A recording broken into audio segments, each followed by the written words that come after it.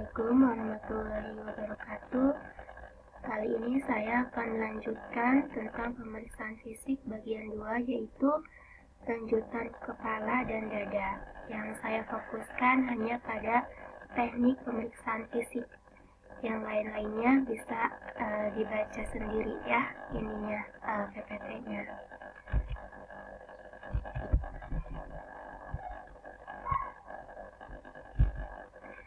Ya, ini kita lewat.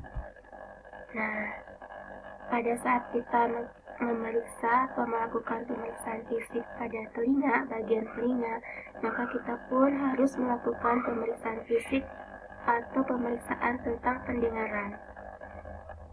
Jadi kalau kita lihat bagian telinga, kita belah tengah gitu ya. Nah, ini akan tampak seperti ini. Yang kita pakai pada saat melakukan pemeriksaan yaitu di bagian luar, ini susunan eksternal, di bagian tengah, dan di bagian dalam. Nah, untuk di bagian luar, kita lakukan inspeksi. Inspeksi kita amati apakah ini namanya auricle ya.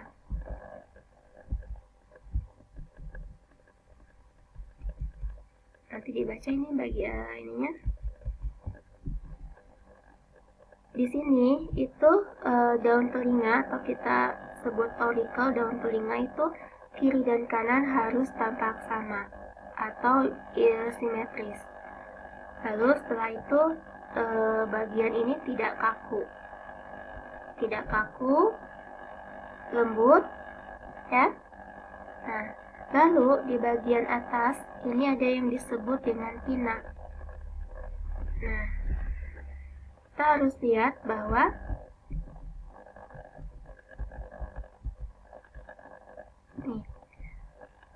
pinna itu harus sejajar dengan ujung mata. Jadi bagian pinna yang ini harus sejajar dengan ujung mata. Kalau kalian mau lihat orang yang pinnanya tidak sejajar dengan ujung mata atau pinnanya di bawah ujung mata, bisa kita lihat pada anak-anak dengan Down syndrome. Ya. Nah, harusnya tidak ada lesi, tidak mengeluarkan cairan. Sehingga kalau ada cairan seperti nanah, itu bisa kita simpulkan atau dimungkinkan diduga adanya infeksi. Diperlukan pengkajian lebih dalam sampai pemeriksaan laboratorium. Nah, bila bagian belakang telinga kaku, mungkin pasien mengalami otitis media. Otitis media itu biasanya infeksi pada telinga bagian tengah, itu biasanya terjadi pada anak-anak yang suka berenang ya, kemudian tidak dibersihkan lagi setelah berenang, atau pada orang dewasa yang terlalu sering membersihkan kupingnya menggunakan cotton bud dan terlalu dalam, itu juga bisa menyebabkan otitis media. Dan pada pemeriksaan otoskopik dapat terlihat adanya cerumen. Nah, jadi di sini tuh terlihat adanya cerumen. Cerumen atau wax, yaitu kotoran telinga yang biasa kita lihat yang warnanya kadang kecoklatan gitu ya. Itu biasanya ada di sini.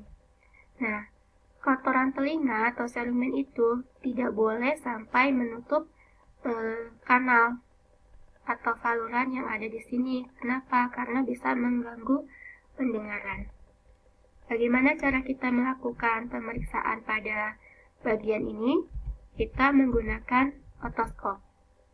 Nah, ini alat ini ada di lab. Nanti kalau misalnya ada waktu kita bisa belajar pakai. Ini bisa dilepas ya, bisa diganti sesuai dengan ukuran lubang telinganya. Dan di sini ada tombol buat menghidupkan lampu. Di sini ada lampunya. Jadi si alat ini kita masukkan ke dalam telinga, corongnya, kemudian lampunya dinyalakan, maka bagian telinga bagian tengah itu bisa kelihatan. kotorannya bisa kelihatan. Kemudian apakah gendang telinganya masih utuh atau tidak juga bisa kelihatan.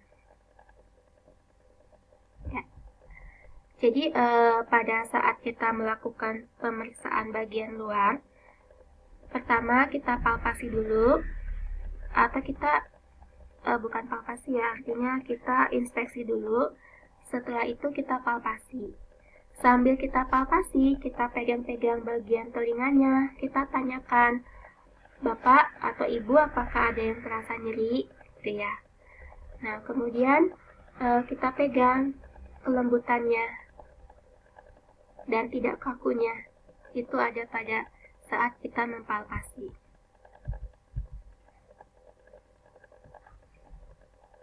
Ini dibaca. Ya, dibaca. Nah, lalu kita mau mengkaji pendengaran. Caranya adalah untuk pendengaran nada rendah, kita membisikkan kata kepada pasien dari jarak 60 cm di belakang pasien. Kita bisikan ya, bukan diucapkan, tapi dibisikkan. Normalnya, pasien bisa mendengar dan mengulang kembali kata yang kita bisikan. Jadi kalau kita mengkaji telinga, karena telinga itu ada dua, ada telinga kanan, ada telinga kiri, maka kedua telinga ini kita harus cek satu-satu. Jangan hanya telinga kanan saja. Jadi kanan dan kiri kita harus cek. Kemudian untuk nada tinggi, kita bisa kasih, kita kan pakai jam tangan yang ada detiknya. Kita dengarkan pasien detak jam tangan kita dari jarak 12-13 cm di setiap telinga. Nah, lalu kita cek apakah Bapak mendengar suara, gitu ya. Suara apa itu, Pak? Gitu. Nah, biasanya kalau normal ya dia akan bisa menjawab kalau itu adalah detak jam. Nah, ini tes Weber. Tes Weber itu mengkaji transmisi getaran suara. Ya. Nah, saya akan lihat gambarnya ya seperti ini. Alat yang digunakan pada tes Weber dan tes Line adalah garpu tala. Cara membunyikan garpu tala, jangan memukulkan pada barang-barang, apalagi pada sisi tempat tidur yang dari besi, karena itu akan menghasilkan suara yang nyaring ya. Jadi kita cukup memijit atau menekan kedua sisi, kemudian dilepaskan tangan kita, itu akan menimbulkan getaran. Nah, pada tes Weber, garpu talanya disimpan di tengah-tengah kepala, di atas, di tengah-tengah kepala. Nah, seharusnya, normalnya, telinga kanan dan telinga kiri mendengarkan getaran yang sama. Tes Weber positif bila salah satu telinga mendengarkan getaran yang lebih tinggi dibandingkan telinga yang satunya. Itu disebut tes Webernya positif. Bila tes Weber positif, kita lanjutkan ke tes Line. Kalau tes Webernya negatif, artinya telinganya normal, tidak usah dilanjutkan ke tes Line. Tapi kalau positif, kita lanjutkan ke tes Line. Tes Line itu adalah garpu talanya kita bunyikan dulu, kemudian kita simpan. Kalau menurut teori ini, tempatkan garpu tala di tulang mastoid telinga kiri. Kalau pada telinga bagian di sebelah kiri. Jadi tulang mastoid itu adanya di sini nih, ya, masing-masing punya. Tempatkan dulu di sini. Nah, sampai si pasien itu tidak lagi mendengar getaran, tidak lagi merasakan getaran, maka garpu talanya kita pindahkan ke depan telinga, ke depan auricle. Ke depan auricle, normalnya si bunyi garpu tala itu masih terdengar di depan telinga, sebab penghantaran suara melalui udara yang ini itu lebih panjang dibandingkan penghantaran suara melalui tulang mastoid. Itu.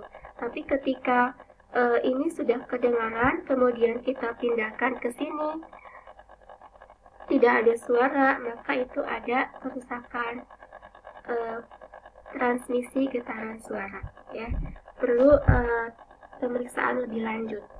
Biasanya dilakukan oleh dokter spesialis. Nah, itu dari tes Line dan Weber. Nah, kemudian tes Romberg itu mengkaji keseimbangan, ya. Mengkaji keseimbangan. Caranya pasien diminta berdiri dengan tegak, kedua kakinya rapat. Jadi, mata kaki kanan dan mata kaki kiri itu ketemu, rapat kakinya. Kemudian minta pasien untuk menutup matanya. Nah, orang yang normal, dia bisa menjaga keseimbangan. Tapi yang ada gangguan pada telinga bagian dalam, pasiennya itu akan goyangnya tuh banyak, mungkin akan terjatuh. Maka itu menandakan kemungkinan ada gangguan pada telinga bagian dalam. Ya.